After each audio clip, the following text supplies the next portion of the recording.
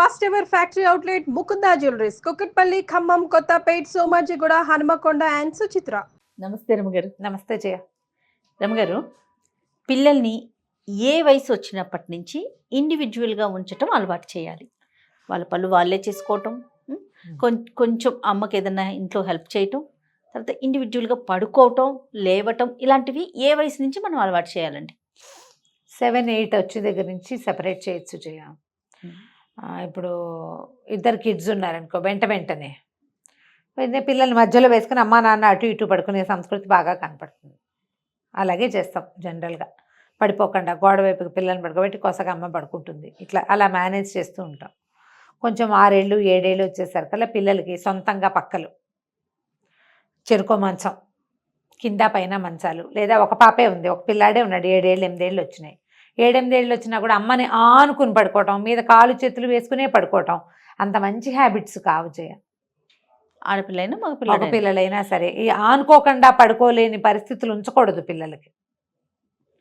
వాళ్ళతోటి పడుకోవాలి, కాస్త నిద్రపుచ్చి యువతలకి రావాలి. ఇప్పుడు సెపరేట్ బెడ్ అనేది 8 వచ్చాక ఇంకా మారిస్తేనే బాగుంటుంది. అప్పుడు ఏమవుతుందంటే కొంచెం 8 ఏళ్ళు వచ్చేసరికి పిల్లలు చూడు ఇండిపెండెంట్గా చదువుకోవటం, వాళ్ళంతటి వాళ్ళు చదువుకోవటం, వాళ్ళంతటి వాళ్ళు ఏదైనా డెసిషన్ మేకింగ్, అవన్నీ ప్రాక్టీస్ కావాలి.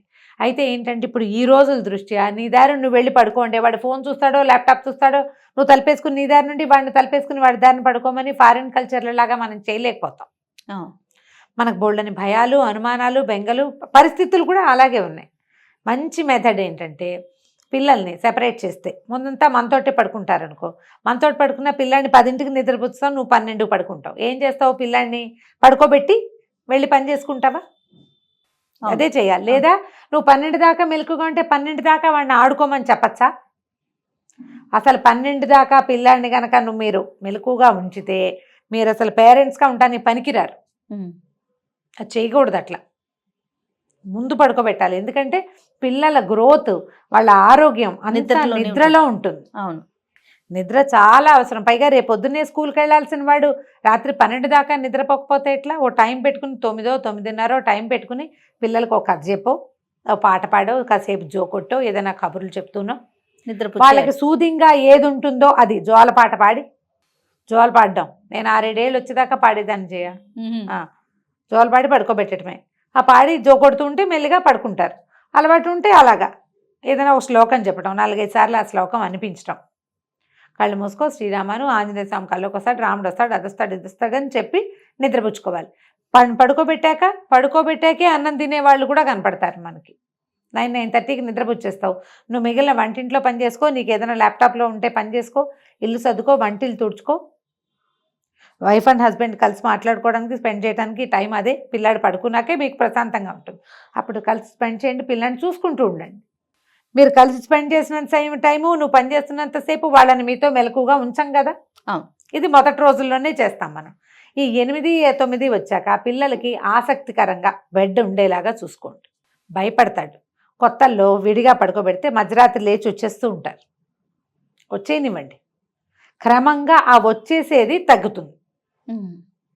ఇక్కడ పడుకుంటాను అంటే రాని వచ్చి దగ్గర పడుకోనివ్వండి.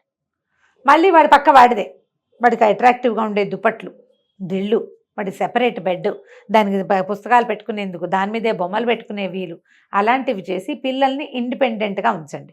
అలాగని మంచం మీద వాడిని వదిలేయద్దు. తర్వాత పాయింట్ చెప్తాను నేను. ఈ మొదటి రోజుల్లో మనం ఎట్లా చిన్నప్పుడు జోకొట్టటాలు అవి ఉన్నాయో అలాగే పిల్లలు పడుకునేదాకా ఏదైనా కథ చెప్పటమో చదవటమో అలవాటుగా ఉంచుకోండి. ఫోన్లు ల్యాప్టాప్లు వాళ్ళ గదుల్లో ఉండనివ్వద్దు, ఆ గదిలో ఉంచొద్దు. ఒకవేళ మీ గదిలోనే మీదో బెడ్ ఉండి పక్కన వాడికి ఏదైనా ఏ బంక బెడ్ 2 పిల్లలకి ఏర్పరిచే వాళ్ళు కూడా ఉంటారు. ఫోన్లు ల్యాప్టాప్లు నో, చూసుకునేందుకు అవకాశం ఇవ్వద్దు. పడుకోవటమే. వాళ్ళే పుస్తకం చదివి పడుకునేలాగా అయినా కూడా ఏర్పాటు చేయండి. బుక్ చదవటం, పడుకోవటం.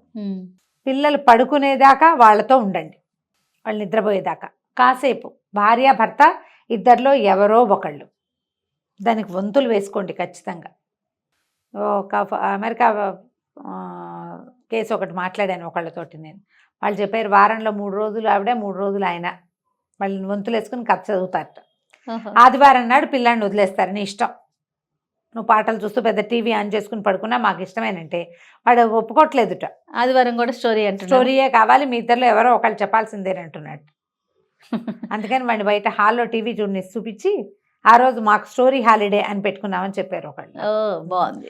ఎవరో ఒకళ్ళు చదవటం, నాకు నా పనిలో ఉంది, వాడికి ఒక కథ చదువు, నాకు రాదంటారు. కథ చెప్పంటే కథలు చెప్పడం రాదు, చదవడానికి ఏంటి, చదవాలిగా. ఇది మీ పిల్లల్ని మీకు దగ్గర చేస్తుంది, పిల్లలతో స్నేహాన్ని మిగులుస్తుంది. ఎంత పెద్దవాళ్ళైనా పిల్లలు మన మాట వినేలాగా చేస్తుంది. సూదింగా చదవటం. మగవాళ్ళు ఇవన్నీ ఆడాళ్ల పనులు అలాంటి పిచ్చి మాటలు మాట్లాడద్దు. ఈ రోజుల్లోవి కాదు అవి, ఈరోజు మాటలు కాదు, ఇవాళ మాట్లాడాల్సిన మాటలు కావు. కానీ పిల్లల్ని సపరేట్గా ఉంచండి. ఎప్పుడు ఒక కన్ను వేసి నిద్రపోతున్నారా లేదా, ఇన్ టైం పడుకున్నారా లేదా చూసుకోండి. వాళ్ళే రీడ్ చేసి పడుకునే రోజులు వస్తాయి. అవును. సో ఇలా ఉంచటం వల్ల ఉపయోగాలు ఏంటి రమ్మగారు? సపరేట్గా ఇండివిజువల్గా వాళ్ళకి అలవాటు చేయటం వల్ల ఉపయోగం ఏంటంటారు? పిల్లలు ఇండివిజువల్గా అవటం డిపెండెంట్స్ కారు, భయపడకుండా ఉంటారు. మనం రేపొద్దున ఏ హాస్టల్కో పంపించదలుచుకుంటాం, అప్పుడు వాళ్ళంతటా వాళ్ళు పడుకోవటం, వాళ్ళంతటా వాళ్ళు చేయటం. పిల్లలకి ఇండిపెండెంట్గా ఉంటాను నేర్పించద్దా మనం? అవును. నీ దారి నువ్వు పడుకుంటావు, నీ దారి నువ్వు గంట సేపు చదువుకో. ఇప్పుడు వాళ్ళని ఒంటరిగా ఉంచాలన్నది కాదు మన ఉద్దేశం, కానీ ఒంటరితనం అలవాటు చేయటం. ఇద్దరు పిల్లలు ఉంటే పెద్ద సమస్య ఉండదు. దగ్గర వయసు వాళ్ళైతే మరీ ఉండదు, మరీ హాయి. కొంచెం దూరం ఏజ్ గ్యాప్లు అయితే కాస్త చిన్నపిల్లల్ని తల్లులు కొంచెం కాచుకుంటూ ఉండాలి. దీనివల్ల ఏమవుతుందంటే పిల్లలకి రాత్రిళ్ళు భయమేటాలు, వాళ్ళు బెదరటాలు, కంగారు పట్టాలు అవి రివీల్ చేయకుండా, అంటే బితుగ్గా ఉంటారు, భయపడుతూ ఉంటారు పిల్లలు. ఆ లక్షణం పోగొట్టాలి. ఆ లక్షణం పోవాలి. నేను నాది అనే ధోరణి రావాలి పిల్లలకి. నన్ను ఎంతసేపు ఎవరైనా మొయ్యాలనే ధోరణి పోవాలి. మంచిది ఇది. కాకపోతే ఏంటంటే దీనివల్ల ఇండివిజువాలిటీ వచ్చేసి పేరెంట్స్ని వదిలేస్తారు లాంటి భావాల్లో ఉండి 19 ఏళ్ళు వచ్చినా 20 ఏళ్ళు వచ్చినా తల్లులు పక్కల్లోనే పడుకోవటం మాత్రం చాలా బ్యాడ్ ప్రాక్టీస్, చాలా బ్యాడ్ ప్రాక్టీస్.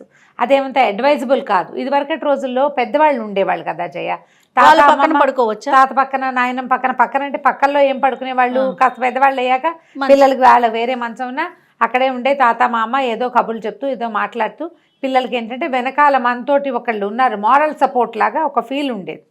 ఇప్పుడు మన జీవితాలు అలా లేవు. అవును, మనకు అసలు అవకాశమే లేదు. ఎవడైనా ఒకడుకుంటే వాడిని చూసి మిగిలిన వాళ్ళు ఆశ్చర్యపోయే పరిస్థితి వచ్చింది. అవును. ఇవాళ రేపు తాత మా అమ్మ ఇంట్లో ఉంటున్నారా ఎక్కడైనా అని, అసలు వాళ్ళంటూ ఒకళ్ళు ఉంటారా అని తెలియని వాళ్ళు కూడా ఉంటున్నారు. అవును. మనకు అవకాశం లేనప్పుడు మనకు పుట్టిన పిల్లల్ని ఇండిపెండెంట్గా పెంచవలసిన అవసరం ఉంది కదా మనకి. ఖచ్చితంగా. మనం ఏం కోరుకుంటాం, పిల్లలు వాళ్ళంతటా వాళ్ళు అన్నం తినేయాలి. కరెక్ట్ అండి కదా, టకటక చదివేసుకోవాలి, వాళ్ళన్నిట్లలో ముందు అంజ వేయాలి. మన పిల్లలే ఉండాలి ఫస్ట్. మరి దానికి ఏం కావాలి? పిల్లలు కరేజ్, ధైర్యం, ఇండిపెండెంట్ ఫీలింగ్, అది ఇలా వస్తుంది. ఇలాంటివి అలవాటు చేయటం వల్ల ఇది ఒక మార్గం. దానికి నువ్వు వాళ్ళతో ఉండు, వాళ్ళతోనే ఉండద్దు. ఇది ఆలోచించండి. కుదిరిందా? ఇప్పుడు మనకి ఒకటే గది, సింగిల్ బెడ్రూమ్ ఇల్లు లేదా ఒక రూమ్ ఇల్లు, వీళ్ళని చేయలేమని చెప్పలేకపోతాం.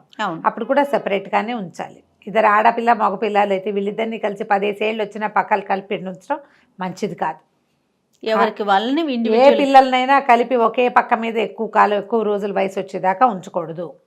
చిన్నతనంలో పర్వాలా, ఓకే. కాస్త వయసు వచ్చాక ఎవరి పక్క వాళ్ళకి సెపరేట్, ఎవరి దుప్పటి వాళ్ళది, ఎవరి దిండు వాళ్ళది, అలాగే అలవాటు చేయాలి. ఎవరి చాపైతే చాపైనా సరే ఎవరి పక్క వాడిదే.